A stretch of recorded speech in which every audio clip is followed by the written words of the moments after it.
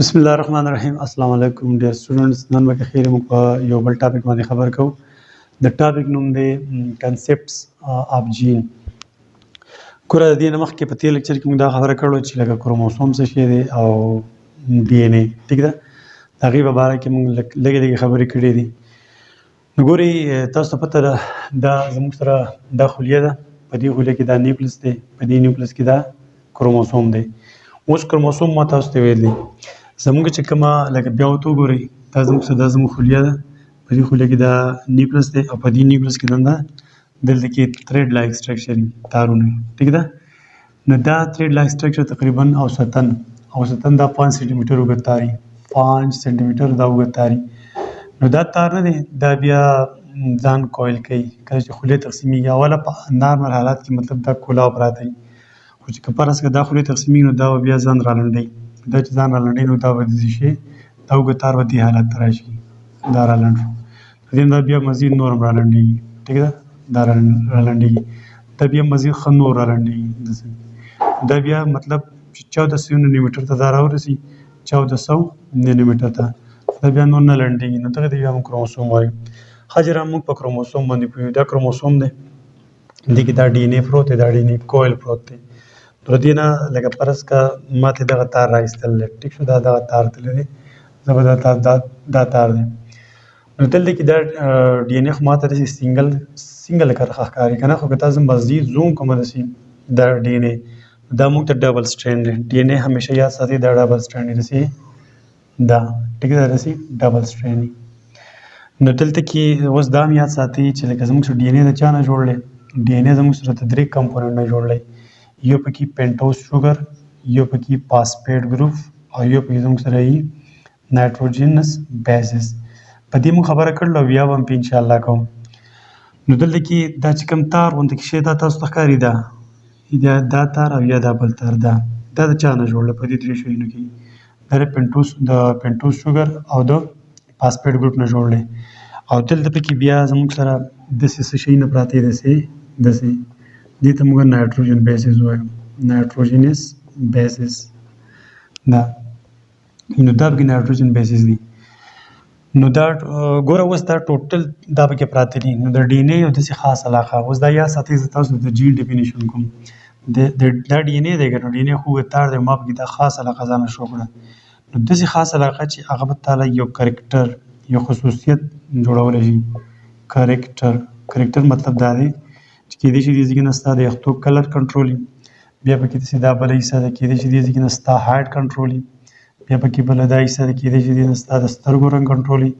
نو د ډي ان اے د ټول ډي ان اے ګورئ دا کروموسوم دی، دا پکې ډي ان اے دی. ما ته دا تار هسې راخور کړی دی، د دې تار ما بیا مضبوط زوم کړی، نو ما ته بیا داسې ښکاره شو. نو په دې کې بیا دا ډي ان اے خاص سیګمنټ دي، خاص حصې.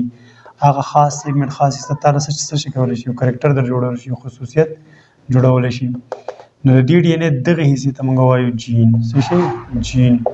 اوس ډیفینیشن د دې بورډ باندې ګورئ. ا جین از ا سیګمنټ اف ډي ان اے.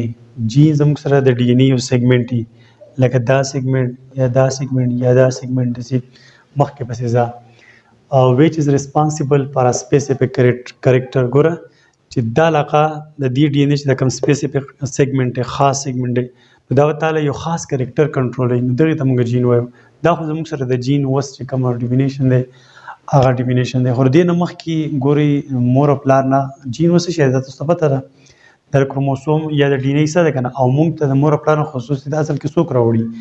ډي ان اے، کروموسوم، جین دی راوړي که نه؟ دا خو موږ ته پته ده، په دې به خیر بیا مخکې خبره کوو. خو دا اوس پته ولګېده. خو د دې نه مخکې د ساینټسټو یا د دې نه مخکې د خلکو د دې هیریډیټي میټیریل یا د مور او پلار نه بچو ته چې کوم خصوصیت څوک راوړي، دا هغه شي په باره کې د خلکو څه نظریه او څه سوچ و. نو دلته ګوره هسټوریکل بیکګراوند اف جین. ګوره جین خو اوس دغه جین دی، موږ وپېژندو چې دا جین دی. خو د دې جین چې کله جین نوم ایښودی کېده، د دې نه مخکې ډېرې خبرې خلکو کولې. چا به یو څه ویل، چا به بل څه ویل، چا به بل څه ویل چې یاره مور او پلار نه بچو ته خصوصیت څوک راوړي. دا خو لکه دا خو ډیفینټ صحیح خبره ده چې د مور او پلار نه بچي پیدا کېږي او د مور او پلار په شان بچي پیدا کېږي. د مور او پلار په شان چې کوم بچي پیدا کېږي، ته مطلب د مور او پلار سره داسې څه شی شته، داسې څه څیز ورسره شته چې هغه چیز کې دغه نقشه دغه سره راوندي بچو تر هغه بیا دغه شان بچی به جوړېږي. خو نو په دغو خبرو کې اولنۍ خبره د یو ساینټیست کړل چارلز ډاروین ورته وایي. چارلز ډاروین په 1868 کې د تیوري پیش کړه فن جینیسیس ورته وایي فن جینیسیس. خو نو چارلز ډاروین په 1868 کې په دې خپل کم نظریه چې پیش کړل کوم تیوري هغه کې د څه وایي فن جینیسیس.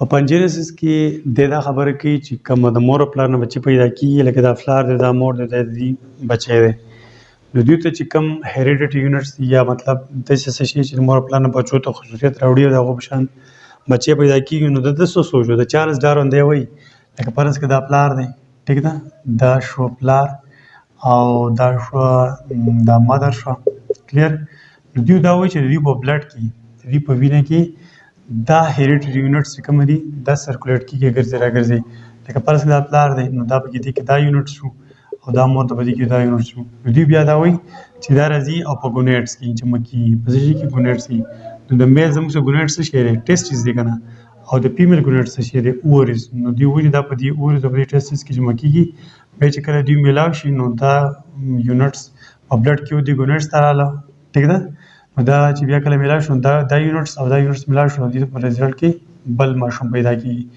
دا خو د چاړو دم نه دا خو سراسر غلطه خبره ده. ها دلته چې دا کم هیریډیټي یونټس دي یا په پنجینیسیس تیوري کې چې د کوم خبره کې هغه یونټ د دسو نمبر کو جیمیولز جی ای ډبل ام یو ال جیمیولز یا گیمیولز و چې د جیمیولز یا د گیمیولز په دې د انسانانو یا د هر جاندار په بلډ کې سرکولیټ کیږي او دغه بیا راځي ګونیټس ته ټیک شو ګونیټس بیا چې ګونیټس دا جمع شي نو بیا چې دوی کله میلاو شي نو د دوی دا جیمیولز او دوی د جیمیولز میلاو شي او د دوی په رزلټ کې مطلب نوي بچه پیدا کیږي. ها نو دې نه بعد بیا زموږ سره بل یو ساینټیست دی فرانسیس ګیلټن 1870 نه وروستو هغه دا راغی او د پنجینیسیس تیوري باندې وکړه تجربه څه تجربه پرې وکړه ایکسپریمنټ آن ریبټ د په ریبټ باندې تجربه وکړه یا بالفرض که زموږ یو ریبټ دا دی ټیک ده او بل ریبټ دا دی نو د دې یو ریبټ نه راواغسته بلډ دا ریبټ نه دی دا ریبټ دا شو ډونر او دا شو ریسیپینټ لکه د دې نه بلډ دی ته ورکوم د یو خرګوش نه بل خرګوش ته بلډ وړه نو لکه نو په کار دا و چې دا هیریډیټي یونټس دی د دې جیمیول نو په کار چې د دې خرګوش په کرکټر کې په خصوصیت کې بیا چینج راغلی نو د ده نه خو دې ته بلډ راغی خو د په خصوصیتو کې هیڅ قسم چینج رانغی ټیک ده نو د دا خبره د پنجینیسیس تیوري غلطه ثابت شوه چا غلطه ثابت کړه فرانسیس ګیلټن په 1870 نه وروستو په 1868 کې هغه دا تیوري پیش کړې وه په 1870 نه وروستو بیا فرانسیس ګیلټن دا خبره غلطه ثابت کړه چې دا داسې نه ده لکه دا کوم هیریډیټي یونټس چې کوم دي دا کم از کم په بلډ کې نه دي ګرځي راګرځي نه ګونټې بیا نه راجمع کېږي چې مطلب لاړو بچي بتي پیدا شي کلیر ده دا خبره.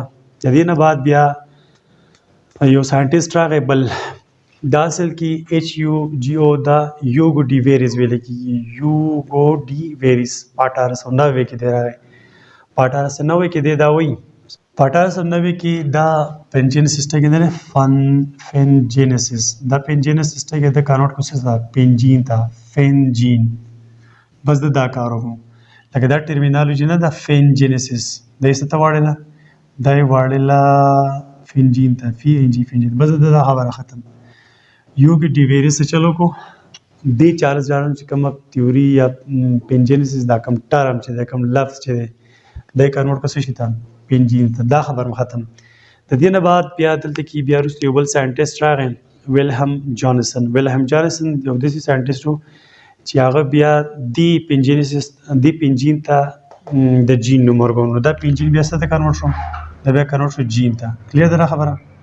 ها اوس پکې دلته ګوري دا په 1909 کې دا خبره شوه ویلهم جانسن په 1909 کې دا پنجین ټکی مطلب جین ټکی دی جوړ کړ جین مونږ چې نه سبا جین ټکی یادو دا ول دې سړی دا نوم خو دی بیا د 1909 نه مخکې په 1906 کې ویلیام بیټنسن راغی مطلب د دې نه مخکې لکه 1909 نه مخکې 1906 کې ویلیام بیټنسن جینیټکس ټکی مطلب جوړ کړو جینیټکس څه شی جینیټکس زموږ سره د سټډي اف هیریډیټي ویریشن ان ایوولوشن دا خبرې کوم سټډي کوو کنه نو دا زموږ سره د جین بیک گراوند شو هیستوریکل بیک گراوند چې مطلب دا جین نن سبا چې کومه دا جین یادېږي نو دې نه مخکې څه خبرې شوي نو دغه ما تاسو ته وګورئ اوله خبره چارلز ډاروین کړو. چارلز ډاروین یو تیوري پیش کړ په 1868 کې. هغه دا ویل چې مطلب کوم د بچو پیدا کولو کوم یونټ ته هیریډیټي میټیریل هیریډیټي یونټس هغه د پیرنټس په بلډ کې سرکولیټ کیږي او راځي په بونیټ کې جمع کیږي او دا غنه بیا بچي پیدا کیږي. دا خبره بیا پرنسس ګیلټن په 1870 کې غلطه ثابت کړه ځکه چې هغه د یو خرګوش نه بل خرګوش ته نه واړی دا نو کوم خرګوش ته چې نه راوخته هغه په کریکټر کې هیڅ چینج را نه نو مطلب دا خبره غلطه شو. بیا یوګ ډیویریس په 1890 کې د پنجین سیسټم کې نه د دنه پنجین ټکی جوړ کړ پنجین دا هم کلیر خبره ده اسانه. ویلیام جیرسن په 1909 کې د جین ټکی جوړ کړ د پنجین نه جین جوړ شو او بیا 1906 کې د دې نه مخکې په 1906 کې ویلیام بیټنسن د جینټکس ټکی جوړ کړو. نو زه امید کوم تاسو به د جین په بیک گراوند هیستوریکل بیک گراوند یا کنسپټ اف جین باندې پوه شئ. د دې نه په بعد کې خیری بیا مونږه ماډرن کنسپټ اف جین وایو لکه مطلب اوس جین څه شي دی. ټیک نو ما خو ته ډیفینیشن وکړو خو په اوس چې کوم جین نه په هغه کې خیری په بل ټاپک خبرو کوو نو بیا ملاقات کوو. تھینک یو. الله حافظ.